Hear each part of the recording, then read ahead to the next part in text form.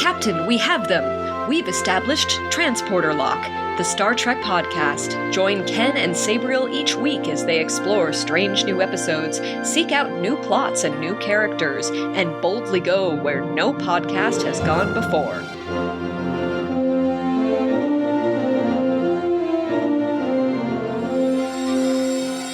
Hello, and welcome to Transporter Lock. I am Captain Sabriel Maston, and joined, as usual, by my chief engineer. Chief engineer, you there? I am Chief Engineer Ken Gagney. Hello, Captain Sabriel. It's wonderful to be on the podcast Transporter Lock after such a long hiatus. We had our latest show 2 weeks ago because Star Trek is back on the air, and so are we. We are, and we're here to talk about 2 episodes. Did you have anything about Star Trek you want to talk about this week? I don't really have much, other than I finished season 2 of a rewatch of Disco. Oh, that's right. You were introducing it to somebody who had an anti-AI bias. Yeah, don't wait on that. Anyway, we watched season 2, and you know what? Captain Pike is a lot less important in that season than I remembered. Other than like he gets his big thing where he gets time crystal. But like at least in the last half of that season, he is barely in it. Other than the time crystal episode, he's there. He has so little to do, and I forgot. In my mind, he is like a major character, like second character behind Michael. And nope, it's still the Michael show. It is, but I remember him being much more important to the overall season because I remember loving him so much as a captain and rewatching it. Like he was even barely in the season finale. The season 2 finale, both parts of it are something I've been wanting to go back and rewatch because I remember when they first aired, I think the penultimate episode was the final, or maybe it was the ultimate episode. It was the first time in Discovery's history I'd gone back and rewatched an episode because it was like as soon as it aired, because it was just so good. The only other episode like I go back and rewatch just for the fun of it is season 1, the Groundhog Day episode. Which is fun, which we might talk about again today. But before we get into this week's 2 episodes, we have some good and bad Star Trek news to share regarding the fates of certain shows. So speaking of Captain Pike, season 3 airs later this year, and already it's been renewed for season 4. Yeah, that's wonderful news. I got so excited, and so did Anson Mount when he didn't even read the entire article that he reshared about the bad news that included his good news. Yeah, there is some bad news. So Strange New Worlds is marching on to additional seasons, and Star Trek Lower Decks will not be. Its 5th and final season, just like Discovery, will air this year. Yeah. Feels like Paramount really doesn't know what to do with Star Trek. I don't understand. I mean, creatively, sure, shows need to end eventually. I'm currently watching season 8 of The Flash. It ended after 9 seasons. In a narrative sense, it probably should have ended after season 4 or 5. Probably 5. Similarly, the MCU should have ended after Endgame. Like, obviously not financially. There's no reason Disney or Marvel would do that. But narratively, yes, shows eventually do jump the shark. I don't feel like Lower Decks has done that, and nor has Discovery. Yeah, I think Discovery is really kind of hitting its stride, and they clearly thought they were getting more seasons until they had to do reshoots. They're told they already had to do reshoots. I'm glad they had the opportunity to do reshoots rather than end on a cliffhanger like the Sarah Connor Chronicles did. I'm not still bitter about that. Lower Decks, however, like eventually they're no longer going to be Lower Decks if they have ambition. And there are many jokes about the opposite of Lower Decks on the internet, but I'm not sure I get those jokes. It's a poop joke, Upper Deck. Oh, yeah. Okay. And some people like maybe we're being lampshaded or teased, like they are going to continue the show, just no longer as lower, quote unquote, Lower Decks. But I doubt it. Paramount doesn't know what they have when it comes to Star Trek. Yeah, it's a shame that they just did the Lower Deck Strange New Worlds crossover, and I feel like, okay, that's like the opposite of a spin-off, but it just really cements in canon Lower Deck's place in the Star Trek universe. Like, this isn't just some weird animated side shoot. This is somebody who Captain Pike, the previous captain of the Enterprise before Kirk and after Robert April, actually met. Like, this happened. And now they're just like, yeah, it did happen, but it's not going to happen anymore. Yeah. Well, see, that part doesn't connect it at all to me. I mean, you're right. There could be cameos in the future, but Even then, I was like, oh, but still a bummer. It just means one less opportunity for that to happen. right. Yeah, and characters can come back. We've seen a lot of DS9 characters and other series come back in Lower Decks, but there'll be fewer opportunities for that because, as we definitely experienced in season 1 of Picard with Data, actors sometimes have trouble playing the characters that they did 20 plus years ago because people get older and they look different when their character shouldn't. And with Lower Decks, that doesn't matter. Uh-huh. Like Armin Shimmerman could just put the teeth in and boom, he sounds like Quark. Uh-huh. Uh-huh. And so this opportunity to have there was this annual anthology that I've talked about before. It was called Strange New Worlds. It came out like back in the early 2000s. I'm sure you read some of them. It was like fan written stories. It was an annual contest. Paramount would read them all and publish a set, and they were broken up into sections in the book: TOS, TNG, DS9, Voyager, and eventually Enterprise. But they had to eventually, after several volumes of this anthology, create another section that spanned all of Star Trek. Like, this is not limited or restricted to a specific series.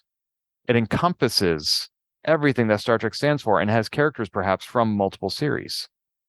I feel like Lower Decks is the animated equivalent of that. That's a good way to put it. It's not, Lower Decks is not a series. Lower Decks is Star Trek. Uh-huh. Bummer. Hey, getting these cancellation notice, especially two in the same quote unquote time period. Yeah, we're seeing the end of Discovery and Lower Decks this year, even though Oh. both did last longer than Enterprise. It's maybe what's I don't know exactly. There's a phrase I'm escaping right now, but hey, we are living in a time period where we can have multiple Star Trek shows canceled and still have more Star Trek coming. That is So true. there's that too. I mean, like from 87 to 93, if TNG got canceled, that would be it. Uh-huh. From like whatever era, like 96 to 98, if Voyager and DS9 were canceled, that would be it.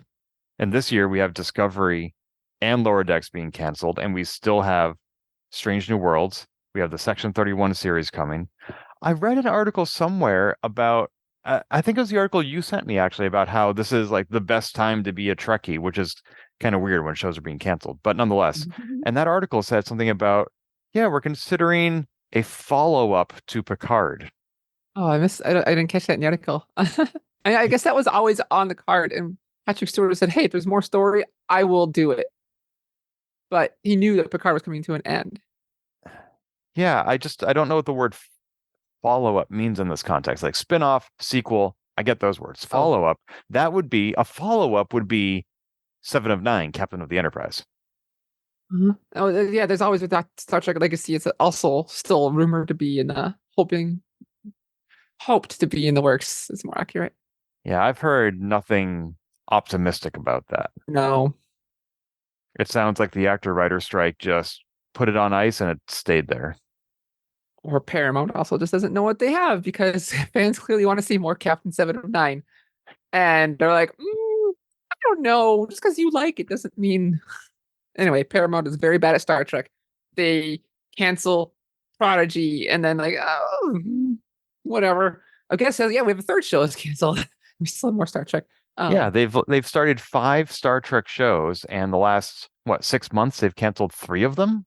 Yeah. And so. Section 31 became a made-for-TV movie instead of a series, which, okay, Michelle Yeoh is awesome, so I get that. But they're also starting the Starfleet Academy series, right? Allegedly. Allegedly, a word normally heard when referring to fugitives and convictions. And also a prequel to Star Trek 2009. What? There's a very small time gap where a prequel to that can take place where it's not the Prime Universe. That's right. We haven't talked about that on this show. Do you want to share that?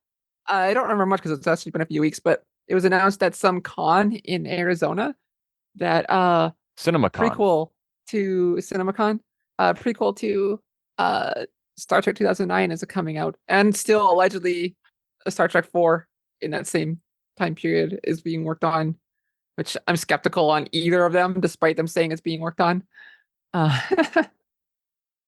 Yeah, 10 years before Star Trek 2009, and we don't mean Star Trek 1999. Don't if they call it that, I'll be so angry. Yeah, it's more Battlestar Galactica. But I mean, this would be in the Kelvin universe, which started the day James T. Kirk was born. Uh-huh. And you can't have young Christopher Pine. He'd be like a teenager. Like, Yeah, so we don't even know who it would be. right, it might not even be about the Enterprise crew, but it would just be in the Kelvin universe. I don't get it. And dude, what played Pike there, he's getting a little old as well. He's like Bruce 70 in Greenwood. the 70s. Yeah. Yeah. So the options are limited. Okay, you want to do a prequel in a very small time period. Good luck. I can't wait. I mean, I'm excited about more Star Trek, but just the idea really weird to me. But they clearly think they have an idea. Yeah, but so did Quentin Tarantino. Yes, more We'll Star see. Trek feet. The movie. Oh, whatever. I Anyway. don't know. I mean, I am excited and completely baffled by the future of Star Trek, to sum up. That's a good way to put it. Yeah. But we can talk about the present, which is 900 years in the future, which is Discovery. So this is then. When will then be now?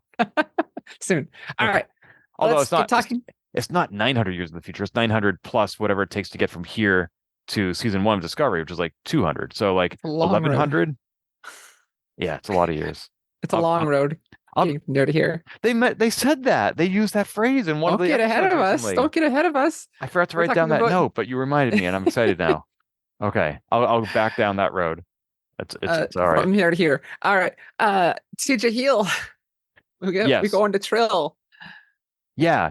I want to start with a tangent about Discovery, which is so Jahil, as you just said, that is the name of this episode, Discovery season 5, episode 3.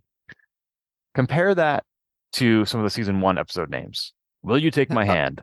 The War Without, The War Within. What's Past is Prologue. Vaulting Ambition. The Wolf Inside. Despite Yourself. Context is for Kings. Sis vis pacem parabellum. Like, all of these are these weird, vague allusions and metaphors. And now we just have the name of the Trill that they're meeting. And what happened?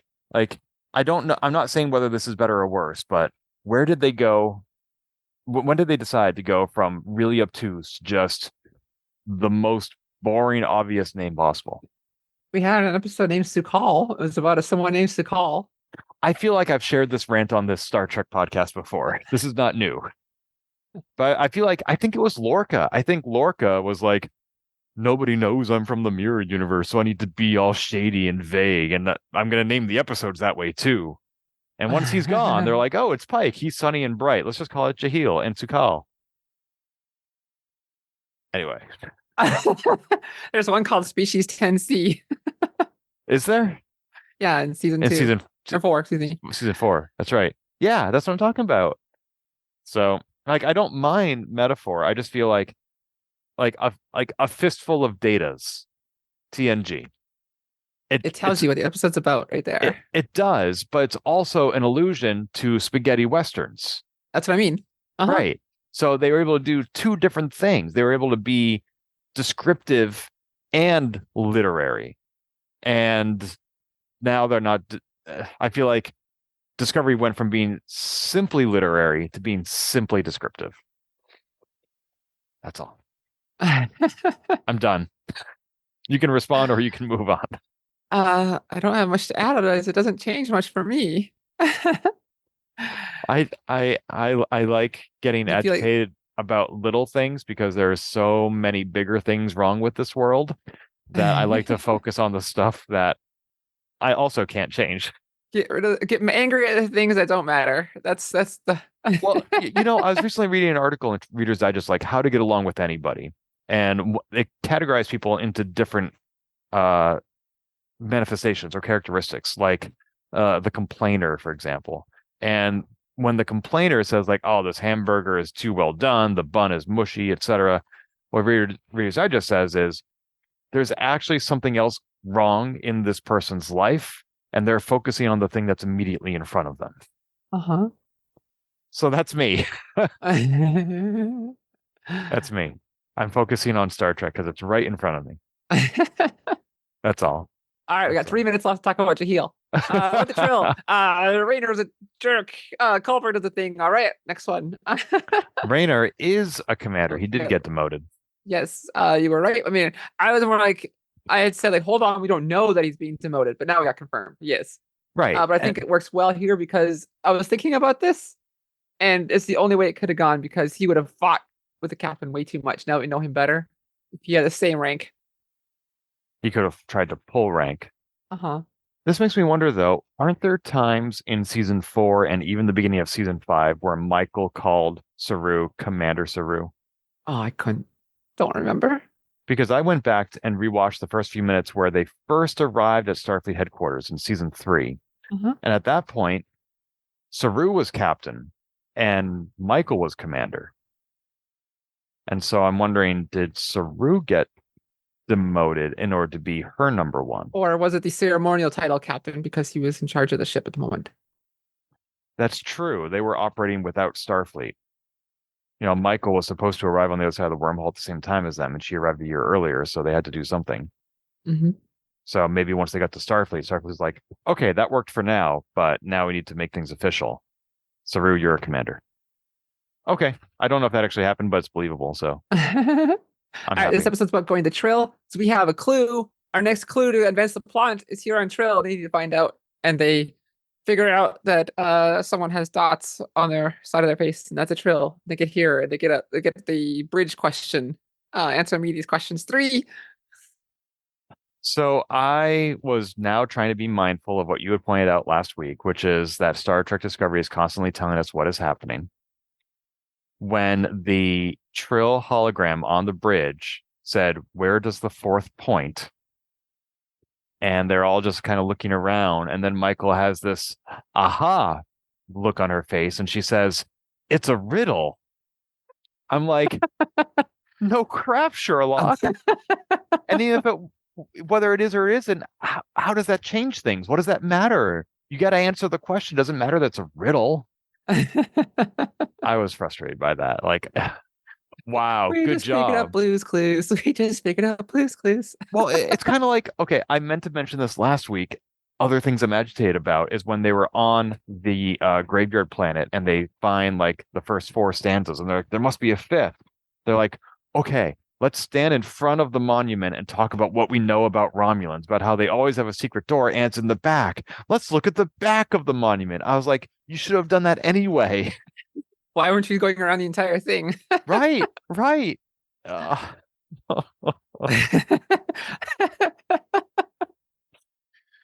It's a good thing to show us more about the characters and not about what they say. Or well, it's about what they say, but it's more not what they're doing. I just appreciate having something to be passionate about. That's all. Continue. All right, as we continue to figure out Blue's Clues, we find out we get the riddle, we go down there. But before we get down there, we kind of get a little hint about like continuing where Reno is talking to Adira, and Adira is clearly a little nervous about going down the trail because they had not seen Gray in 6 months. And they're super anxious because they're like, huh, this is like a continuation of I kind of got used to not being around. And I kind of liked it. Or Gray not being around. And that Stamets had no clue what was going on. And Reno's like, hey, dummy. McFly. Yeah. And I love that Reno called Space Dad, which was what the community had been calling him. So That's right. I forgot about that. And this is the first time this season we've seen Reno. I So thought, it was, no, I thought she was on her. Yeah, whatever. I'm still happy to see Reno because I love her. yeah, I was thrilled. Like I didn't take many notes for this podcast, but one of the things I wrote is Reno is back. Yeah, and there have been many episodes in previous seasons where she didn't appear at all. And we're like, where's Reno? She's awesome. She makes every episode awesome. She needs to be back. And then she'd just show up like nothing happened. And she's back. So I'm thrilled. Feels like they get her for like 3 hours a day for her entire season, and they film all her scenes at once because it's all she needs to do. At least they're filming Mhm. her on set, unlike that time when she was In that like, zombie movie. yeah, photoshopped in or whatever. Oh, right, right. I watched Yeah. it. They actually did a really good job with that, despite her The, never the being on zombie set. movie. Yeah. Remind me the actor's name? Uh, Tig. Tig Tig Notaro. Notaro. That's right. So the name of the zombie movie is Army of the Dead, 2021. Yeah. That's not bad for a zombie movie. I only watched it because she was in there. So it's got a 67 on Rotten Tomatoes. Zack Snyder spent millions of dollars to add Tig Notaro to the movie. Does she make it worth seeing the movie? I mean, if you like, I can't answer that for you, but I enjoyed it for But the for cheap you, thrill. yeah, okay. I like cheap thrills. If you know she's not in the movie at all, it's more obvious. But I think they did a good job. Like, it's obvious she's not there. But Yeah, I would be looking for it, but that shouldn't so if you, stop me. yeah, if you know, you know. But if you don't know, I think they had it pretty well. If you know, you know. Captain's like, hey, Rainer, I'm gonna go do this away mission with Book for some reason. Book thinks he really needs to prove himself, and I'm just gonna go with it. And so while I'm doing that, I want you to be doing some one-on-ones with the crew because you're kind of a jerk. Uh, and he's like, oh, I know I'm a jerk, but I want to be a jerk. And she's like, no, until he's gonna help you. Oh, I want to be a jerk. And she's like, no. He's like, okay. I'm inferring from your delivery that you felt this was a little too forced or Oh, obvious. oh no, actually, I was just for comedic effect. Okay. Um, but this actually came more important in the next episode. But Mhm. so let's see. So we had what should we talk about first? Trill, Rainer, or Tarina and Ambassador Saru? Yeah, I want to make an overall observation about the romantic couples in this season, Yeah, so, and we can well, start with any one of them. So, let's go with Adira and Greg as the shortest one. I saw okay. this one coming a mile Yeah. away when they mentioned it a few episodes ago. And I'm okay with it. Like, I thought they're cute together, but clearly the characters, now that they're no longer forced to be together, they've kind of drifted apart and starting learning about themselves. They actually have time to learn about themselves instead of being in each other's heads. I thought it was interesting when Gray suggested there are other kinds of relationships. There are other ways to do this. And Adira said, I don't know any other way to do this. I don't think I can do it any other way. And I'm curious what sorts of relationship structures or formats exist in that far future. Not that they are from that time period, but there are different ways to do relationships, and long distance is one of them. And I just think it's interesting that we have two different couples this season who have drifted apart because they haven't spent enough time in physical proximity to each other. Is it only because of the time? I mean, It may not be. We don't have insight into everything that's going on, the entire dynamic, but it certainly seems to be a contributing factor. as part of it, but like there are so many relationships, friends with benefits, just friends who are intimately close but not physically. I mean, there's no different than now. Uh Poly couples is like I don't want to go into the relationship. There's so many options it could have been, and Adira just like, nah, that's not what I want. Uh Yeah. Grace like, okay. Yeah. Adira very much wanted what one might call a traditional relationship, which requires investment in time together. And Adira, well, this is another comparison that's interesting because Adira said, I'd be willing to move to Trill to spend more time with you. And Gray said, I don't want you to give up your pursuit any more than you want me to give up this for me, which is a totally valid argument. And yet, an episode or two ago, we saw Saru giving up his commandership in Starfleet and on Discovery to spend more time with Tarina, and that was okay. And it's not one to one. I understand why one is okay and the other is not, but they're very similar in that one person is giving up their career, their current career, to be with the other. And in one case, it's okay, and the other is not. Yeah, at least it worked for them. That's what it was. Yeah. Uh-huh. Yeah. Yeah. I mean, different couples want different things, and are in Saru's case, I think one of the big differences that he was giving up commandership to be an ambassador. Like he had an alternative career available to him. Adira was just saying, I'll give up Discovery to be with you, not to pursue this other career that would bring me closer to you. Uh-huh. And that seems like a much bigger sacrifice and a lot more pressure on Gray. Yeah. It very much is. Uh I liked it. It didn't feel bittersweet, this breakup of them. But like, okay, this is just what was right for them. And I was like, yeah, go you two. And we saw them communicating in the next episode, so they're still in touch. You know, Yeah, but it felt alright to me. I'm sure I'm not the only one who's been in a breakup where the other person says, "Oh, I want to be friends. I can't imagine not having you in my life in some capacity."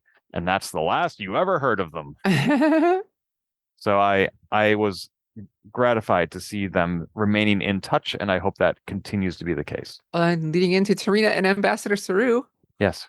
we get them like, hey, since we're engaged now, I want to. Tarina's like, I want to announce it, and he's like, okay. And then her aide is like, don't let her do this, and he's like, okay. But no, that's for that. Saru is clearly like, I don't think he realized like, what political game he was getting into, and he got a little scared there. When his aide was like, "Hey, you're not being Vulcan or Romulan or Vulcan period is going to make this a little awkward." Uh, he's like, "Oh, I didn't thought of that." um, it's like a little moment, and just Tarina just no, Saru, stop this. Yeah, what did you think of all that? I thought I didn't have much of a thought other than like I love Tarina even more. I wrote down her lines like I am confused as to when I gave you the impression I need a caretaker. And he's like, I was just trying to help and take care of you. She's like, no, that's not why I love you. I grew up watching Days of Our Lives, like sands through the hourglass. And when this arc started, when the aide came to Saru and very easily manipulated him, and Saru then went to Tarina and was not transparent with her about why he had changed his mind, I wrote a note in for this episode. I said Saru's love troubles are too soap opera-ish. But then Tarina just said, "Did my aide speak to you?" And Saru said, "Yes." And she said, "As he did to me, and I don't need a caretaker, and this is done." And Saru later went back and said, "You were right." And she said, "Great, moving on." And Saru's like, "Oh, I expected more conflict. I've never been in a relationship that didn't have conflict." And she's like, "Well, we're all adults now." And so the fact that this was raised and resolved all in one episode addresses the concern I had at the beginning of it. Like, this is not a soap opera. This is, in fact, like a counter soap opera. It's showing how things should play out when people communicate. And I'm so glad that Tarina was the one to initiate that communication. And I hope that she has taught Saru to be more communicative in the future. Well, like, he was trying to be more quote unquote diplomatic. And she's just like, no, just get to the point. Right. We need him to be, in all matters, action Saru. Just come right out, throw your quills, and let people see your hand. So he sort of should have attacked the aide with his quills. And... Metaphorically, yes. Oh, metaphorically. No. Kidding. Okay, now I'm picturing a scenario where he does attack the aide with his quills, and Tarina said, "I meant metaphorically." And Saru's like, "Oh," and he leans over the unconscious aide and says, "Sorry about that." And then it's played for laughs. Right, and there's a laugh track. Can you imagine a Star Trek with a laugh track? Insert laugh track. No. Well, there was one scene in Scott Pilgrim that had a laugh track inexplicably. They were trying to imitate Seinfeld. Oh, that's like, right. Yeah, like I would love to like they're in some sort of a weird dimension, or there's a space anomaly, and instead of making everybody sing, it adds a laugh track. And like I can imagine Linus looking around being like, "Where's that coming from?" Oh, anyway. And let's see. The other shorter thing for this episode was Raynor doing one-on-ones and being kind of a dick. As people are like, you got like 20 words to tell me about you, and I can't read your file, and I'm gonna need this in a future episode. And they start showing that, and he's like, all right, done. Like, just being a jerk to people. But I did love Jet, like, last time I did this, I got chips. When she said that, I had to rewind it and put on subtitles. I'm like, did she actually say what I think she said? Yes. Yes, she did. I love Reno. She just doesn't care. Like, okay, whatever. Let's go with the flow. Hmm. But this kid did get Stamets had been studying this progenitor tech, and he's like, "Oh God, it's galaxy ending," but it's clearly showing he's like excited because what he's finding out could be like legacy defining for him, which has been his thing this season. And Rayner gives him more time to talk about it, and then shuts him down. And Tilly is not having it at all, and without permission to speak freely, she just lays into Rayner, which is so different from season 1 and season 2. Tilly, go Tilly, and he listens. So. Or takes it to heart what she has to say. She ran out of words at a very diplomatic moment, but she was nonetheless manifesting her inner Captain Killy. And it I was love it. great. Hmm. And they had a little makeup scene in the bar afterwards, which I appreciated. Yes, I think he started to learn something there when she said that respect goes both ways. Earning respect goes both ways. But speaking of Stamets and what he shared, the progenitor tech, he said that it can be used to create new organisms, repair damage, perhaps even reanimate the dead.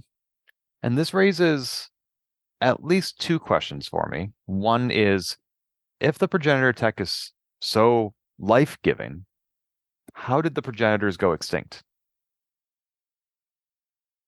One of those mysteries. I really have no clue. I mean, we've had a lot of number of civilizations just go extinct here too. Right, but none of them with this tech. And since he specifically said reanimate the dead, and that could do so many things. I could imagine, for example, the progenitors evolved into energy beings, and went to live with the panda or koala rather. I could imagine that they allowed Became, themselves to go extinct because their time in this universe was done and they were alone. Any number of things. or they're an intergalactic group, Yeah. Yeah, that could be possible or too. they became the Q, or uh, there's always a bigger fish somehow. Yes. Yeah, Or there are any number of things, and uh-huh. I'm not looking for an answer, but it is curious. I suspect we will be seeing the progenitors again later this season, I not think just so their too. tech. Yeah. Um, and then Trill. Yeah. Let's talk about Trill.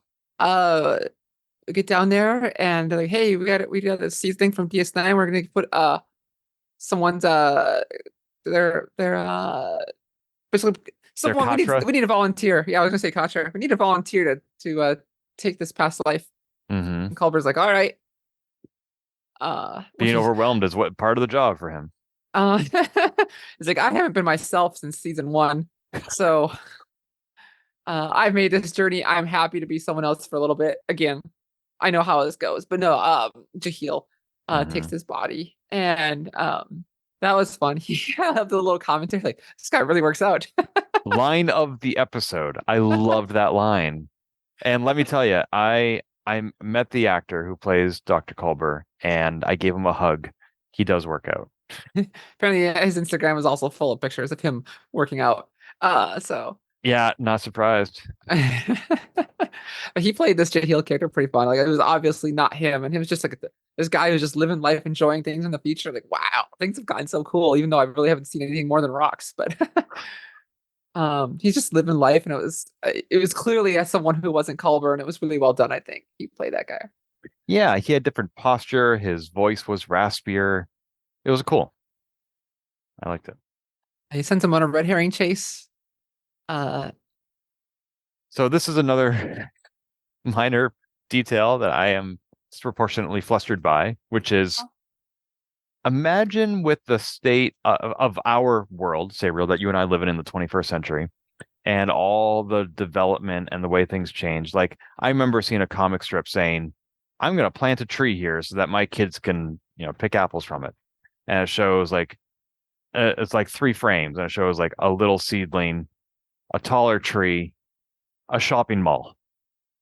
oh, Right. The tree never got to grow up because there was development. So imagine 600 years later, those giant alien animals are still breeding in the same place as when the red herring was placed there. Like that is some foresight and faith Jahil had that the landscape wouldn't change. Guess we don't know like the zoning laws on Trill. I'm guessing, you know what? That actually did occur to me that being so close to the pools that they were able to walk from one to the other, there probably is some natural preserved aspect of that area. Yeah. So, yeah, we really don't know much about Trill. And so that makes sense. That didn't, I mean, like, yeah, I was like, okay, that's a quite an assumption, but I didn't really think give it much thought of it. Okay, this is just what I need to be for the episode. I mean, he must have been thinking about that 600 years ago when he died. He must have thought, like, I need to put this somewhere that isn't going to change and will not become a shopping mall. But also, I think like Trill probably have a different view on society as well. When you have people whose essence, basically the little worm, can live hundreds of years. Like they think like Vulcans probably have a different idea of where we build towns That's true. and how we take care of the dead and things like that. That we have very different because we have shorter lives compared to them. That's true. Like when we humans pave over a field, we don't remember what that field was 100 years ago, but the Trill do because they're that long lived. Which also reminds me, Some do anyway. I feel like we rarely see Adira acting like a joined Trill. And I know Adira is human, but they have a Trill in them. Is that no? That's not anymore. No? Did that get removed? Well, I said I thought I'm now I'm a little blank, but I thought Adira was no longer. I thought that was the reason they got the Trill. Well, now, I thought now you have me questioning. well, at the beginning of season 3, Adira couldn't remember the coordinates for Star Trek headquarters because they were like a human joined with a Trill, which is not supposed to happen. So they went to Trill, they got in the pool, and they had all their memories come back, and they're like, I know where Starfleet is. And that's why they went to Trill the first time, was to regain those memories. I don't think the Trill symbiont was removed. And I don't think it's in Gray because Gray has a artificial body. I think that would be even harder to conjoin. Yeah, I don't remember now. Let's see. I know that when Esri Dax first joined the crew of Deep Space Nine, she was very uncertain about herself, and she had not, even though she had full access to her memories, she was not very comfortable using them because she was so accustomed to being just Esri. Yeah. And I feel like Adira is still in that state, even more so, even after all these years. Adira is still a host, but is also human, which apparently is might be the reason why not getting all those memories as much of as a Trill would. Maybe. I don't know. But you're right, they haven't leaned into that at all. Yeah. Yeah, that's mostly what I'm getting at. I more often see Adira acting like a teenager than like a 600-year-old being. Like Space Dad, like your dad is technically younger than you. Anyway. Like Dax, it's the Dax, Jadzia and Ezri were still themselves clearly as well. Oh yeah, but Jadzia was also old man. But didn't really lean into that much either, other than, hey, I remember when so and so did this thing. Yeah. It was very much Jadzia was their own person and just had the memories of someone else, even though Cisco would call her old man. Yes. I remember my mom, she would never really pay attention to Star Trek, but she'd often be in the room when my dad and I were watching it. And she was like, why is he calling that pretty young lady old man? And I was like, oh, because she has a worm inside her that gives her old person's memories. I was like, I did my best to explain it in non-Star Trekese. And my mom was like, she has a worm inside her? Can she take antibiotics? No, my mom didn't actually say that. But anyway. But that kind of idea. Yeah. If you ever want to hear more about Jadzia Dax or even Armin Shimmer, make sure to listen to To the journey, because she's on there all the time. Yes. That's one of the things we mentioned in last week's show notes, right? Yeah. So cool. it was fresh in my head because again I was more listening to more episodes this morning, and she was on this week's episode. So Delta Flyers, is that Delta Flyers? No, it's Through the Wormhole. Or Journey Through the Wormhole. Oh, I'm sorry, Through the Wormhole. Okay. No, Delta Flyers : Journey Through the Wormhole.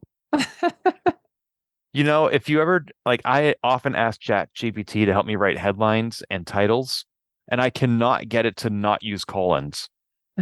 It's always something, colon, something. And I was like, great, can you try again, but without the colons? And it just spits back new titles that use colons. I was like, why? Star Trek Discovery or Discovery the 6th season 10C . Well, it's like Street Fighter the movie the game. Anyway, Well, they finally figure out like, oh wait, we got a red herring, nothing's here. But the real meat of this was Jahil trying to figure out like, hey, are these two worthy? And of this, because he brings up like, hey, we weren't really ready back in the TNG era. Are you now? And I like Michael's line about, hey, like I can't say for sure. Progress isn't linear, but we are still working on it. Jahil's like, okay. I like that Jahil answered a question I already had, which was, if you destroyed all your research 600 years ago, why are you now helping people find the tech that you hid? Why didn't you just destroy the tech? So I'm glad they answered that. And I see some flaws in that argument, but not enough to upset me for once. I'm like, okay, I can buy this. I can get behind this. Yeah, so I'm glad they addressed that. One thing I found very funny was so usually on Star Trek, there's all numbers of reasons why a communicator doesn't work. Like you're inside a cave, or there's an atmospheric condition, or radiation, or whatever. And usually when you click your communicator, it makes like a bonk sound, like it's clearly not working, like it's on the fritz. When they tried to use the transporters to get away from the hunting ground, or the breeding ground rather, they just were slapping their chest.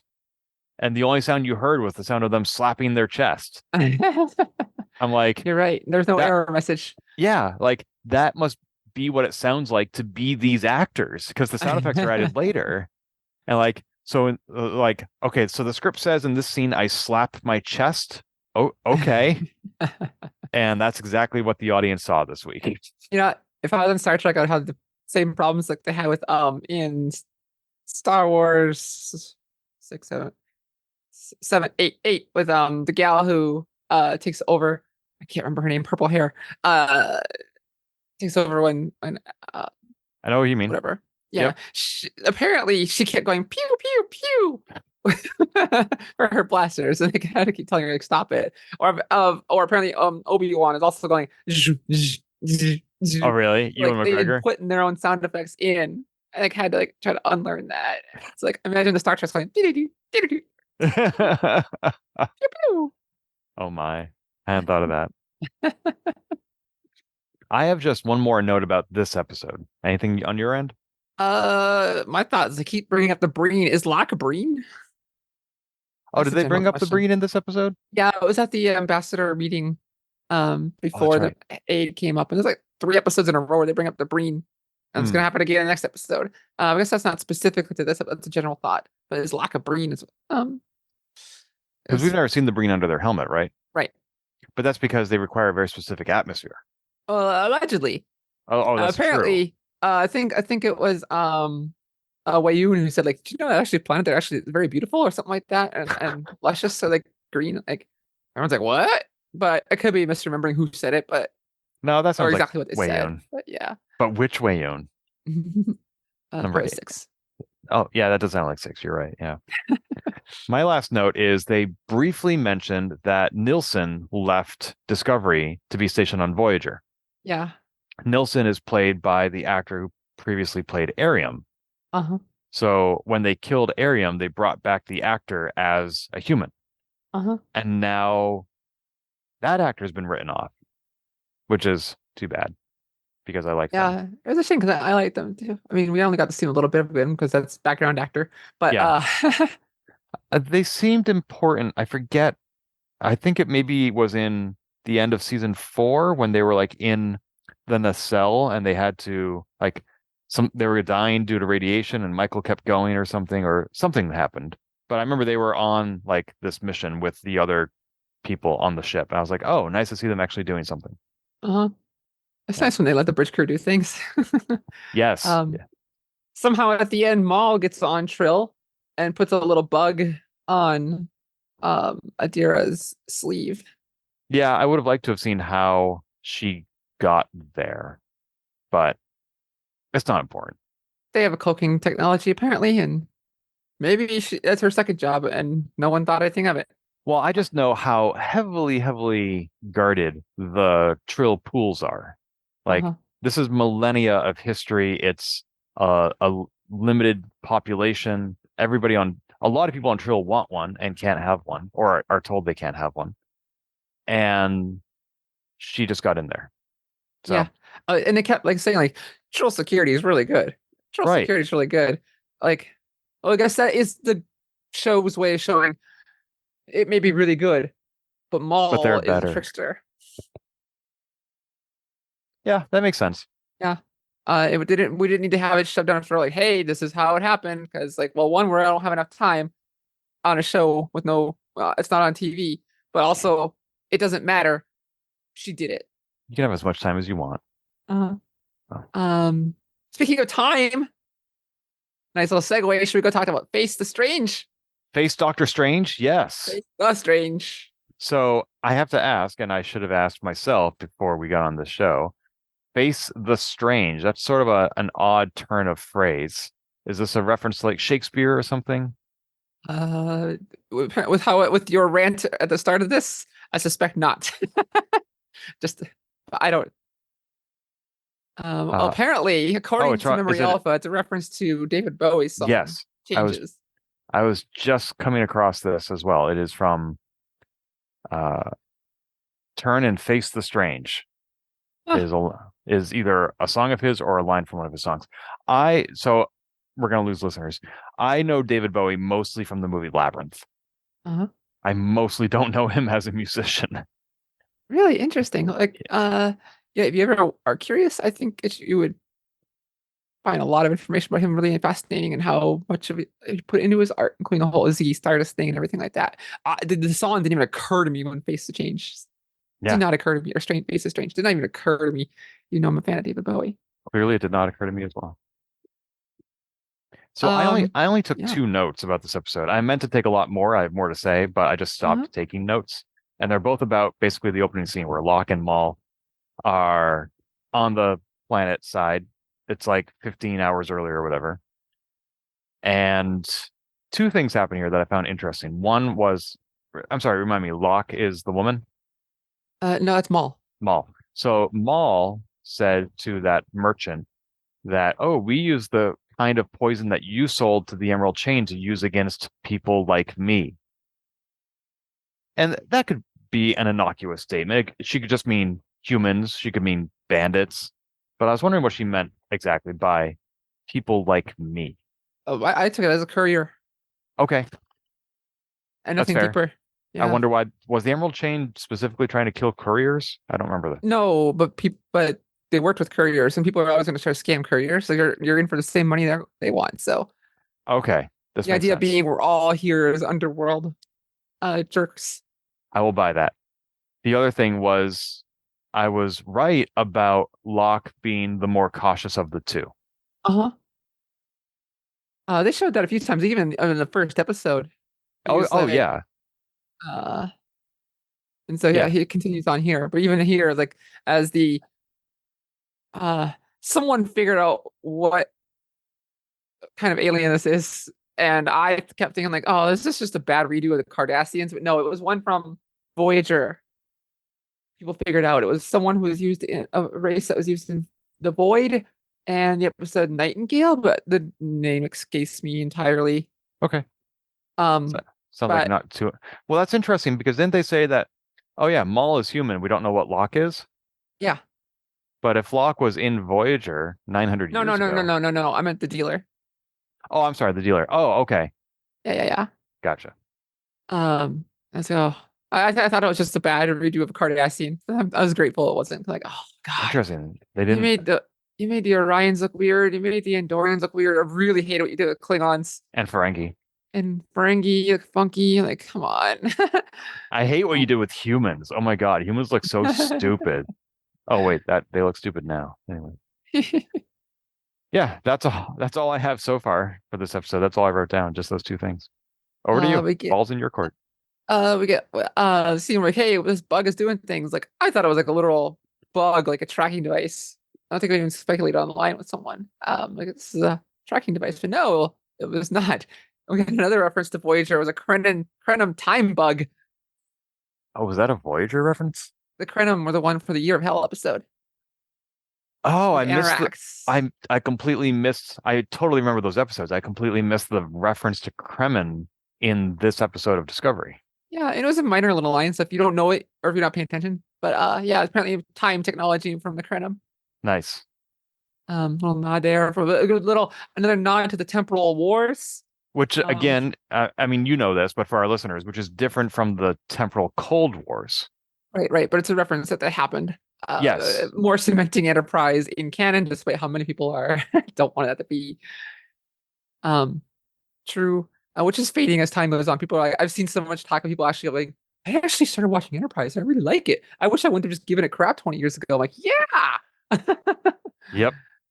But yeah, the but temporal anyway, wars are something that even Admiral Vance mentioned when Discovery first showed up in the future. He was like, yeah. this is why we don't do blah, blah, blah, because of the temporal wars, which happened in the 900 years that you just skipped over. Time bugs sneaking around the ship while everyone's like, hey, we got to the coordinates that Jinaal gave us, and there's nothing here. At the same time, Michael and is having a talk with Rayner about, hey, you were supposed to not be a jerk, and he's like, I'm sorry, I'm just a jerk, Captain. And they're like, hey, oh no, something's happening. Our plot point is starting, and they try to beam away, and then that's when the time bug sinks into the ship. I will say that I hope the sound of the time bug's locomotion is exaggerated for the audience's effect because that thing is loud. Loud and creepy. And Adira should have been able to see it. I was surprised when Stamets did see it. I was like, this bug is not doing a very good job of being surreptitious. But then the bug was like, my goal is right here. It doesn't matter if I get seen at this point, really. Nobody can stop me. So that made sense.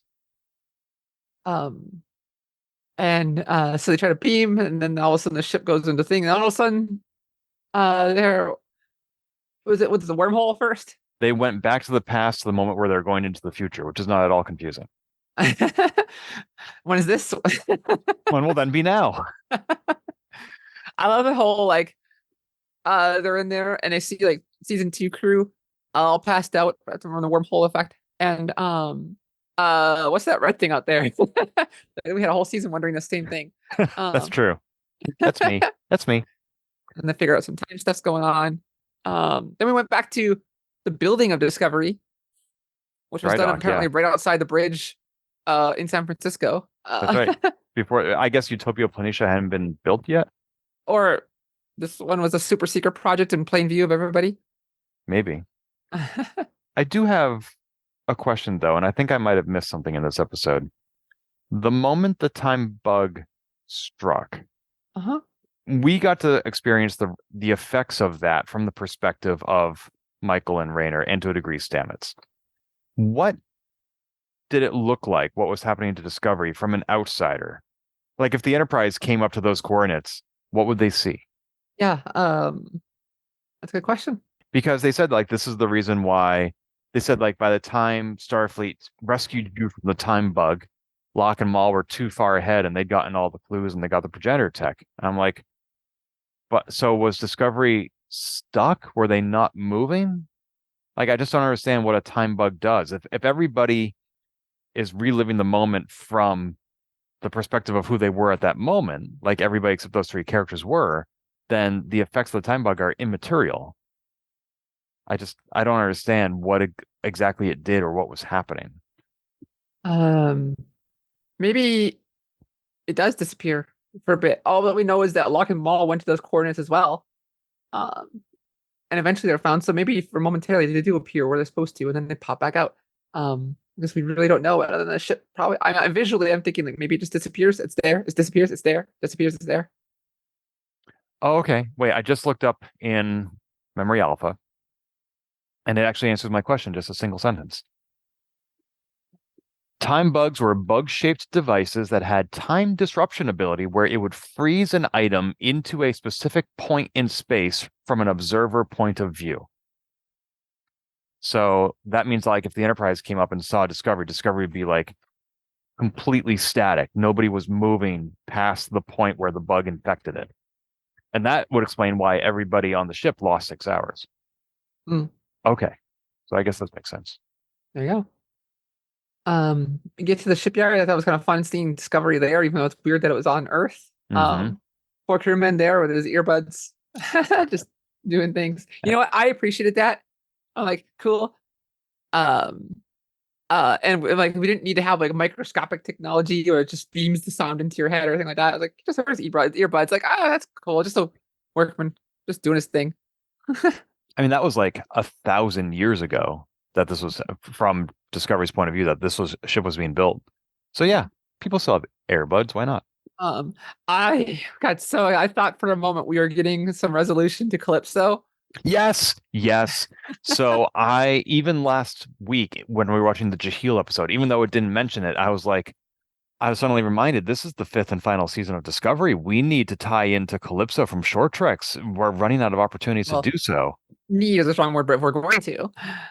And when they finally leapt only 30 years into the future, I thought they had leapt farther and that this was going like because they heard music playing I thought it was gonna be that too. further, not farther. And I was like, this must be Calypso, and it wasn't. It was a nod to it. And that might be all we're gonna get. That we get Zora Dreams. Yep. It might be it because also, as I had forgotten, Disco had no A. Right now it's the Discovery A. It's not the same Discovery that was there because I had no letter on it. So this might be the closest we get to a little nod to that. And that's gonna be one of those mysteries that is perpetually unsolved. No, I can't live like this, Sabriel. Or it was an alternate future where No.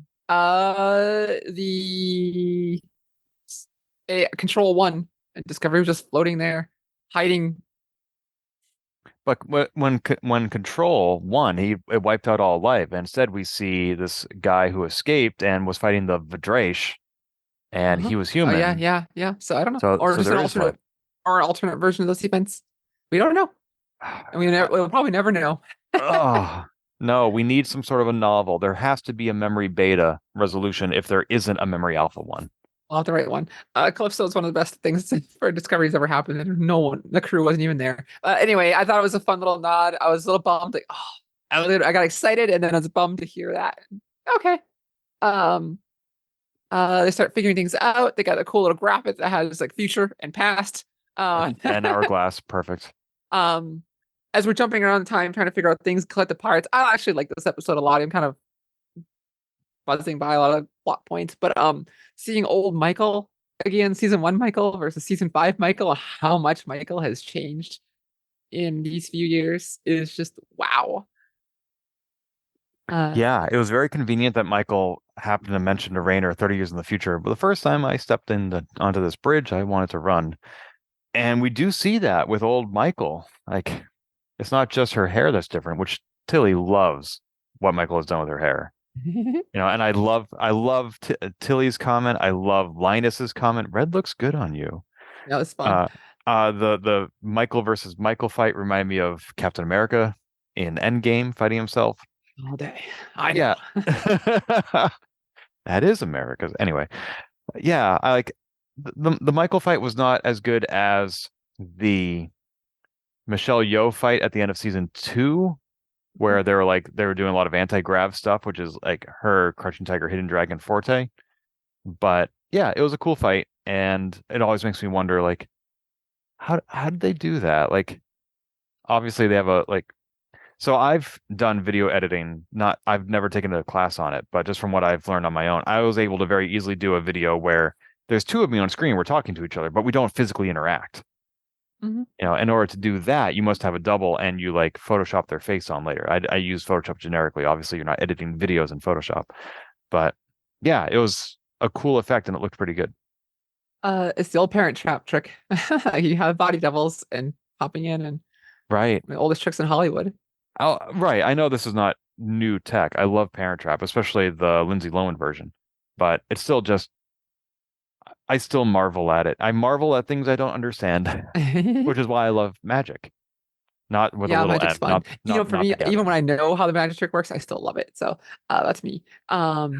They name drop Lorca, and I was like, are we gonna get like a clip of Jason Isaacs? And like, no, he's on an away mission. Like, ah, dang it. But we did get Arium.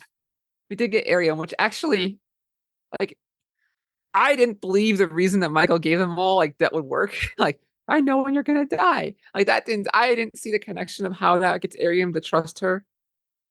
But I after just seeing season 2 and once again seeing how badly they did with Ariam's death episode, and who I was watching it with was like, who is this? And like, I know in the community he was just terrible. Not that she died, but they did a terrible job setting it up. Yes. And but this episode kind of gave some weight to it that I wasn't expecting, and it wasn't even a strong weight. It just felt connected and felt good to me. Maybe it's because I only watched this episode a few weeks ago. But yeah. Usually it's not that you and I disagree with Star Trek, it's that things hit us differently and we prioritize different things. And so we share unique observations. This is one where you and I are in complete agreement about I was also surprised. Like, so Michael telling Ariam how she's going to die convinces Ariam that Michael is from the future. That struck me as odd that was the turning point. I also thought it was odd that other people on the bridge were getting really agitated and even pulling phasers out. And in my mind, the reason for them to pull those phasers was because Michael was violating the temporal prime directive. Like, we're not supposed to know these things about the future. You better I stop didn't think that at talking. all. But that's not what they were doing. Like, that's what they No. should have been doing. But what they were doing was like, we don't believe you. You're spouting hateful things that we don't like, and so we're gonna threaten you to shut up. See, it wasn't even. I wouldn't even think about like somewhat. They all thought it was a changeling or something like that, a shapeshifter of some kind, or some kind of. They didn't think about temporal things, even if they were claiming to be from the future. You get burning off Rasmussen on here saying, "Hi, I'm from the future," and ha ha ha. Like you don't believe these things. Like they haven't seen the episode with Magic to make the Sanus man go mad yet. Like they haven't seen that episode yet. For all they know, Michael just got on the ship, and this is the person that started the Klingon War. And all of a sudden, she's like, "Hey, I know I've got longer hair and I've got a fancier uniform. Trust me, I'm from the future. I know you hate my guts right now. I got so many people you killed, so many of your friends killed, and so you blame me for it. Or just trust me." I'm like, yeah, I can see why they're very pissed off right now. They don't like this, Michael. Yeah. And but Michael I think the idea here is the whole season. Michael's wearing them down, like, "Hey, I know this about you. I know this about you. I am a better version of myself." And I think that collectiveness together is what kind of got Ariam to like, and even the crew to be like, okay, maybe this has actually got some truth to it. But yeah, it's interesting that they kept mentioning shapeshifter because this is 100 years before the Dominion War. They don't know about changelings specifically. Not that they use that word. But imagine if there was an alien species that combined the abilities of the changelings and the abilities of Beta Zeds. Like, somebody could walk onto the bridge and know all these things about everybody on the crew and look like anybody they want, and it would have almost the same effect. I don't know what the ship's scanners would show up, but yeah. But I did like that Michael just very calmly and quietly just walked onto the bridge with her hands up. Like, she didn't rush up there and say, like, "This is a crisis and you have to believe me." Like, she didn't pull a gun and be like, "I'm going to destroy the ship unless you believe me." She just like quietly walked up there, waited for other people to notice she was even there. Like Tilly saying, "What did you do with your hair? It looks great." And I really liked that. Like, it was very low tech. It was very low tension. She was very purposely trying not to escalate things. mm-hmm. And I think that was a good way to go about it. Like, don't make it a big deal because it's going to be anyway.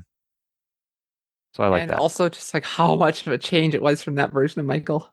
Like, Right. Like when they said you're a captain, which first of all, they recognize, like they can tell from the 900 years in the future, that's what a captain's uniform looks like. Anyway, so they're like, "You're a captain," and Michael felt the need to clarify, "I'm Discovery's captain."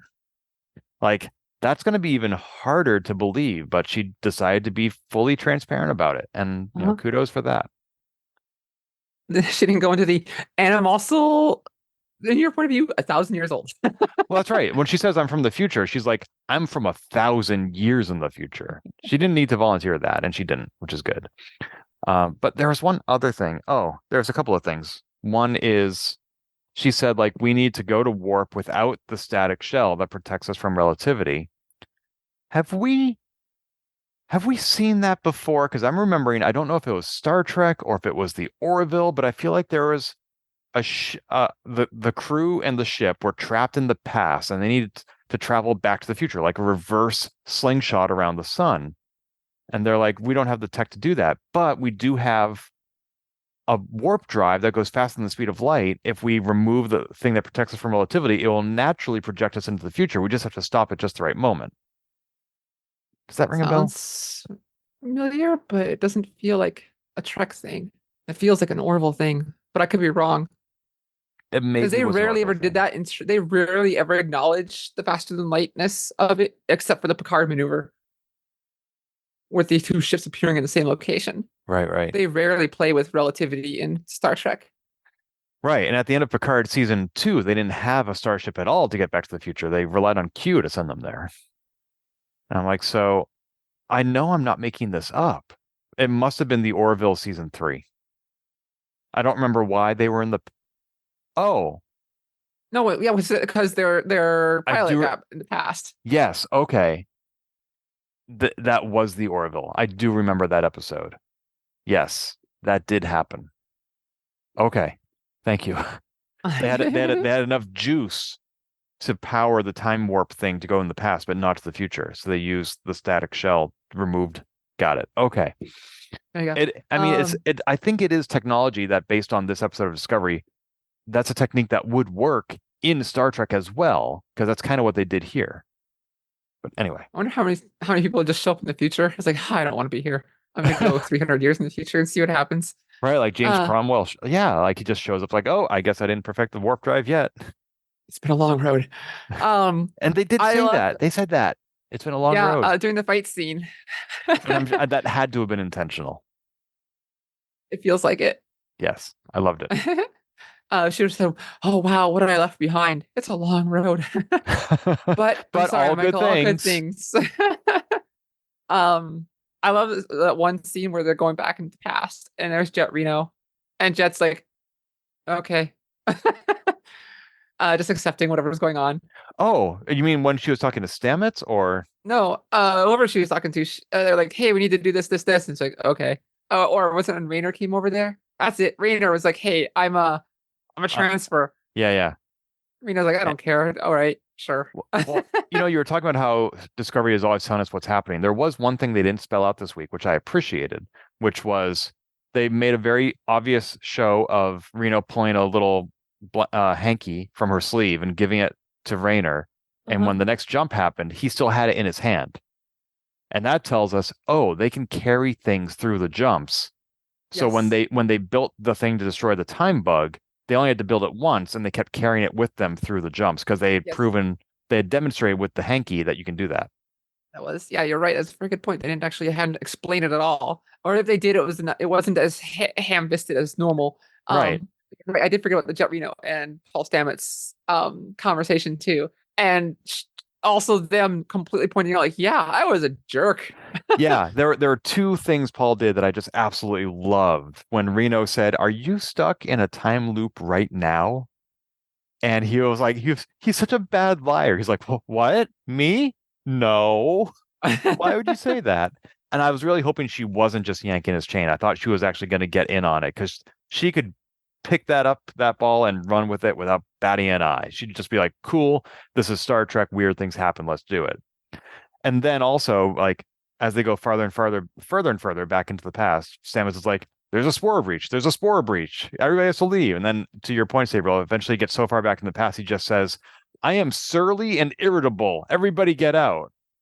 And they did, because it's so believable. I like his comments like, spore breach isn't even a thing. I'm a little ashamed. Yeah, don't they should know better.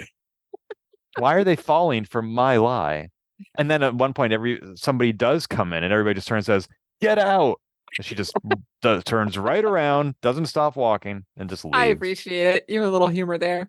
There was so much humor in this episode. In my head, I also think like Jet. I like to believe that Jet Reno actually believed it didn't. It's like, okay, he is. He's lying to me. I don't care. He's got a reason to lie to me. Sure.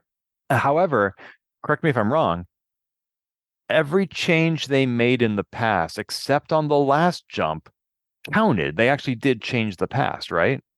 I think they were saying like once. I think at some point it said like no matter what we do, it'll get no one will remember a thing. On the last jump. I thought it was all of them, but or when the last jump happened, no one will remember. I I think it was just I think they said like we got one shot at this because if we screw it up, people will remember.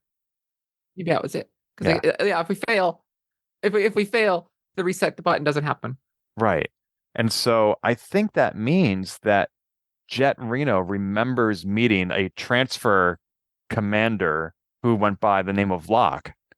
And so like 2 years later, when she actually meets Commander Rayner, and oh, there is a courier named Locke, she should be like, that sounds familiar. Yeah. And then like, what am I gonna do about it? Is this so Jet? Like, okay. Because I forgot while she was rewatching season 2, she touched that time crystal too. What happened? Like, Anything? all she did was have the same vision Michael did of like a torpedo crashing in an Enterprise. But Oh, like, so like time stuff is not new or is old hat to her. Like, okay. interesting. I forgot that. I had forgotten that it happened too. Because she's like, everyone's like, oh, we're gonna transfer the time crystal down to the engineering bay. And she's like, I got it, kid. And then she has the vision. Oh, okay. And then she just walks away. She kind of has a Interesting. look at it and like, whoa. And then takes it. And we get another standoff once Michael is on the bridge and convinces everybody. We've got Michael down here in engineering, like, hey, stop doing what you're doing. I'm season 1 Michael, and I don't trust me. I felt like, and a whole yeah, I felt like that Michael was basically mutineering again because Ariam had said, we're gonna do this. I'm your commanding officer. And season 1, Michael's like, no, we're gonna do it my way. I'm like, that's another mutiny. and no, I actually Ariam didn't give her any command. Which I thought was like, hey, Ariam is in charge. She could just tell Michael to stand down, but doesn't mean Michael's gonna listen. Right. That's their season 1 Michael too. She's gonna do her own thing no matter what she thinks is right, and then let the problem or let someone else fix it later. Hmm. Oh, I forgot what they always kind of think like, hey, the time bug, we can fix it. Oh no, it's got a shield that'll age your hand a quadrillion years in no time. Similar to And what so we they saw in the caves in Lower Decks. yes, that's right. And the thing I wanted to mention earlier was the moment where Michael says to Rayner, "Oh, we should find Stamets. He can help." And Rayner's like, "Why?" And Michael's like, "Oh, because he exists outside of time because of his tardigrade DNA." He's a tardigrade. And Rayner's like, and Michael's like, "Never mind." Like, like when they acknowledge how absurd and complicated things are, I feel like they're talking to the audience. They're breaking the fourth wall. And 100%. I love when Star Trek does that, especially when it's not Lower Decks. Yeah, 100%. Because it doesn't happen very often, right? Right, Especially, it was not something you never broke the fourth wall in that Roddenberry Berman era. Never. right. Star Trek is history of the future, and you do not break this. And now they're like they have a little bit more leeway to have fun with it, which I appreciate. Wait, when did Gene Roddenberry die? He Season died 1 in TNG, 91. Oh, okay. Because so or not season 1, but off the top of my head, the first time I remember Star Trek doing that wink and a nod to the audience was when James Cromwell said, "You're all astronauts on some kind of Star Trek." And that was uh-huh. 96. Anyway, First contact was 96. wasn't it? No, I'm gasping like, wow, it's been that long. It makes sense. It just my brain just went to wow, it's been that long. November 22nd, 1996. Mhm. I was a senior in high school. It was just so rare for them. Like they had like no, you do not get to do this. You do not get to have fun. This the humans were meant to be more plastic, so aliens are more alien. Yeah, aliens were always more interesting than the humans Uh-huh. were. Ugh. And that was very much by design by the Berman era, Hmm. the Braga era. Um, anyway, we have the standoff, and Rayner's like, "Hey, I just learned this information about some of you last episode, and yeah, I'm gonna convince you." And Michael's like, "I don't know," but we finally talk it down, and shoves his hand in there, fix everything. Um, yeah, I mean, I think the scene played out well. It felt a little long, but maybe it needed to be. I don't know. I don't think the other crewmen should have been convinced just by Rayner saying, "You love that Constellation ship. It's your favorite." And he's like, he's right. Some of these didn't feel like secrets that no one would never tell anybody, you know? Um, Yeah. Yeah. You know what? When the two Michaels faced off, the thing I thought future Michael was going to say to past Michael to get her to back down, I thought she was going to say, "You've never been in love." Because that's what old Michael or past Michael said to Stamets. This is how you convince me on the next Groundhog Day loop that you're from the future. This is something I've never told anybody else. Forgot about that. Yeah. I thought they could have used that again. And also, brief tangent, we saw future Michael with past Book. Yes, yes, yes. You know what? Book just feels out of place this season. I'm not gonna lie. So far. Feels a little shoehorned in. Yeah, like sure he's back. It just doesn't it will probably pay off eventually, but right now it doesn't feel like he feels like he doesn't belong where on Discovery at all. I can They see said that. they said why. It doesn't feel like it yet, and it's only 4 episodes in. I can totally see that. I think that the two of them are going to get back together. I think this episode was hinting at that. Hmm. She has now been reminded of what it was she loved about him, or that she did love him at all. And I think she wants to find a way back to that. Yeah, she saw him from before the species C10, 10C. There we go. Incident where he was like, "Hey, I'm gonna go steal this new spore drive tech and give it to this guy who really wish would have had more development." Yeah. I The mean, president of Earth. he had some development about how his time in prison and how he had his, you know, favorite person that he wanted to spend the rest of his life with. Yeah, I just didn't feel like it was earned back then, and I still don't. Yeah. I Anyway. agree. I think it could have been great, but anyway, it's like we got that pre-version of all that book. And she Mhm. remembers seeing him when he was like, and maybe she can get back there. Because I right think now we've so. clearly established like they're not having good communication at the moment, or No. good, no, more like connection. Yeah. Yeah. Which is the episode's been trying to figure out too. Like this whole season seems more about relationships. Yeah. I mean, we have Adira and Gray, we have Saru and Tarina, and we have Shepard Book and Michael Burnham. Shepherd book, right? Not Did that on clicking. purpose. I could tell. But we get everything fixed, and like Rayner's like, "How are we gonna tell the crew why they lost 6 hours?" Like they'll go with it. This ship has seen so much weird stuff. They'll understand. I'm surprised Michael told them what happened during their leaps because Captain Picard told his crew what happened at the end of All Good Things, and they asked, like, should he even be telling us this? Why would he be telling us this? And Worf and Riker looked at each other and be like, to make sure that these things don't happen again. But anyway. See, I didn't think much of it Hmm. because like for the most part, we didn't get much for the future. They just saw what's going to happen. They already think is going to happen. Bad Mhm. things. Bad things. Yep. Yeah. So I didn't think much of it. And like, hey, you already know this stuff about the past. So Although that reminds me, we saw what the future of Starfleet headquarters looks like if the Breen purchase the progenitor tech from the couriers. And it looks absolutely devastated. It surprised and disappointed me in two ways. One, it doesn't look like the kind of devastation that would be unique to the progenitor tech. It looks like, yeah, it sustained heavy fire and is now destroyed. A lot oh, of things could do that. I don't know if the connection was necessarily thanks to the progenitor tech. I think because we've had, or at least directly, because there was mention of the Breen just kept pushing. Basically, there was some kind of nod to like the Breen kept pushing and missed out on protecting some of the worlds, and the Breen just gained more power to the point where they overwhelmed Starfleet. And maybe they used the tech. I just don't remember it. My brain when I watched that didn't connect the tech is what helped them do it. But I could be Well, 100% wrong. well, Michael said that the Breen must have been the highest bidders to get Yeah. the progenitor tech from the couriers. And that's what allowed them to do that. So yeah, I could be 100% wrong. I just didn't. I remember just watching the episode. It's like I didn't make that connection, but I might have been wrong.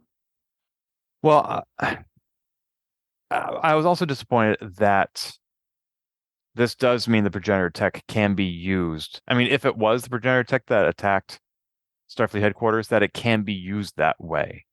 Like I thought they would since it can be used to create new life forms, I thought they might use it to like create a giant space whale that just eats the Starfleet headquarters whole, Or and said, giant head in space. right, with space doctors and everything. But yeah, I am very well. Actually, I earlier in this podcast episode, I said I have two questions, and I forgot to mention the second one. The first one I said was, if the progenitor tech is so powerful, why did the progenitors go extinct? My second question is, how is this season going to end?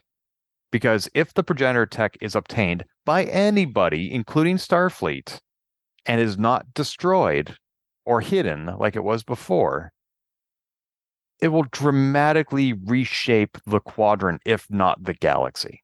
Mm-hmm. Like, this could be the end of Star Trek as we know it.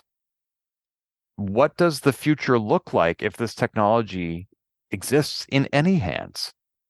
And I can't imagine. Like, one of the reasons Discovery leapt into the future was to give themselves a blank slate to do all new storytelling. And I feel like that storytelling is over if you can just use this to reanimate the dead, for example. Or we get the Vajrash and Calypso happens, and they reanimate the Discovery without the A. Without the A? Yeah, that's the ship in Calypso. Oh, We right, don't have right. Yeah, I don't know. I have no idea I have no idea how this season is going to end, given such powerful technology. Yeah.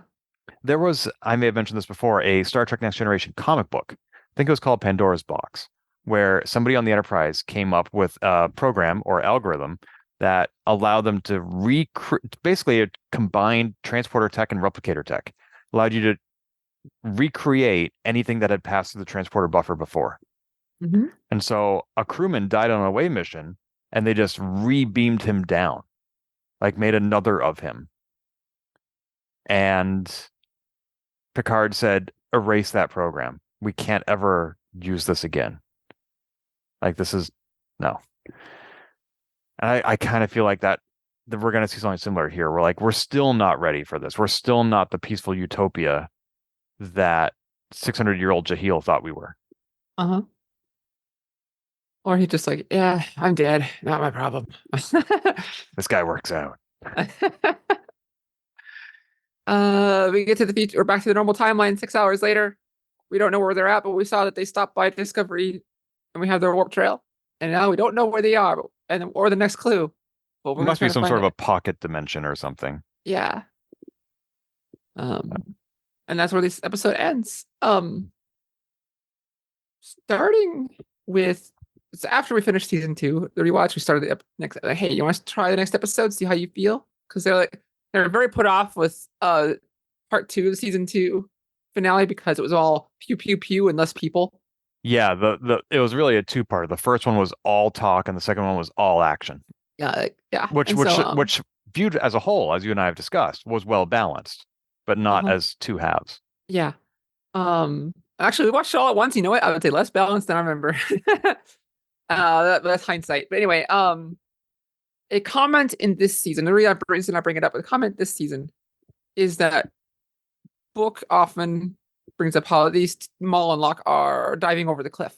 Their actions. They don't seem to actually have a plan, which I think keeps showing up. The time bug thing was a plan brought up in this episode. There wasn't a huge thing that was brought up like we are cunning and we are thinking 3 steps ahead. It was we need this now, just solve the now problem. But they keep bringing up how they're cliff divers, and I'm like, I didn't see the connection until rewatching season 3, episode 1. This is where The ice planet. Book and Michael meet. No, that was it. That was episode Oh, you're 2 or right. 3. You're right. Go on. Michael crash lands on a planet, and she meets Book, and Book is like, I'm gonna scam this person. I don't know who they are. They're claiming they're weird. They don't know what the burn is. And as time goes on, they forced to have an adventure together, and they're running from the Orion Syndicate, which The Emerald Chain. Emerald Chain, and other various people. They're running from it, and he's like, at some point, they're hiding behind a rock, trying to get back to the ship, and he's like, "You're gonna hate this part." She's like, "What?" And then he pulls over, and they fall over, jumps off a cliff. like very literal Mhm. and spur of the moment kind of thinking and to get away. Then beam away while they're in midair. But like, wow, I didn't remember that scene happening to catch the reference of this is how they met, was falling over a cliff. And I was just like, oh, okay, now it ties that line together. I had just forgotten that entirely. So what does that tell you about season 5? Oh, no, that they keep bringing up the Maul and Locke are cliff divers. They're just living off in the moment. That's what they keep saying too. They're leaving in the moment. And that's what they were doing then too, Michael and Book. Yeah, I don't see this ending well for Locke and Maul. Like Locke is saying, oh, no, Maul is saying, once we sell this technology, we'll be free. And I was like, really? You don't think that anybody is going to be angry at you for selling this technology to the Breen? Nobody's going to want to kill you for any reason? Like, Not okay, thinking, not thinking. They're clearly that's showing they're not thinking, or she's not thinking that far ahead. yeah, She's thinking in the she moment. is not. He Uh-huh. maybe, but she is definitely not. It's Yeah. ridiculous. So it's all kind of thing. It's just showing that they are kind of like Michael and Book were in season 1 or A season little 3. bit. Yeah. So that's what they're trying to show. And like, wow, I completely forgot about that aspect of the relationship. I can see that. Any other notes? Nope. Yeah. No. I really enjoyed this episode, Me too. but we got no clue what we're gonna do next, really. It was a good balance of character development and humor, which you don't often see in Star Trek. Yeah. So since we have been off the air, among other changes in my life, I've had more free time to play games and read books and stuff. And they're not all winners. So I was reading some books that I decided to abandon that weren't great. And I wanted to balance it with something that I knew I would enjoy. So I picked up Star Trek Picard, The Dark Veil. Uh-huh. Uh-huh. This is part 2. The first part is not related. I read part 1. I almost forgot that I had because it was not great. Part 1 was it dealt with Picard resigning from Starfleet when they decided to abandon the Romulan rescue efforts. So this book is set about 8 years after All Good Things and 1 year after the synthetic revolt on Utopia Planitia, Uh-huh. and still before the Romulan sun has completed its supernova. So they are in the rescue mission, and this is set on the Titan. So Riker is the captain, and Deanna is, I think, his number 1. And in this book, I don't really know. I haven't gotten too far in yet. I'm on page 131 out of about 300. But it has a character I almost forgot about from season 1 of Picard, which is the red-headed Romulan. There was a red-headed Romulan who was in that cult that was trying to stop the future of robots taking over the one everything. that was on the Borg cube later. Yeah. Yeah. Uh-huh. So she is a background character, kind of. She's Tal Shiar in this book, and it kind of has the Titan and a Romulan warbird collaborating to help this other alien race that we've never met before. And it's really cool. Like the Captain Riker and the captain of the Romulan Starbird or Warbird, they actually seem like there are some Romulans we have seen who are very honor bound, kind of like Klingons are in some ways. Yeah, Dr. And Telegram Moore comes to mind. yeah. I'm sorry, which one was that? Dr. Telegram Moore. He was the Voyager episode with the micro wormhole. Oh, that's right. Yes. Yes, I loved that episode. That was great. And also the Romulan admiral who was fed false information and turned against his society and claimed asylum on Enterprise, only to decide to deprive himself of his life. Yeah, Romulans are really cool, and this guy seems like that in this book. Like at one point, he and Riker are talking about how secretive this other alien race they're helping is, and Riker says, "Yeah, they're almost as secretive as the Romulans." And the Romulan captain smiles and he says, "Captain, the Romulans are an open book. You just have to learn how to read it." That's like, a fun line. yeah, like all the riddles are right there. You just need to decipher them. So It's a riddle. until next time. Hit it. If you've enjoyed this episode, please leave a review on iTunes and keep your hailing frequencies open by following us on Twitter @TransporterLock or subscribing to our podcast and email newsletter at transporterlock.com.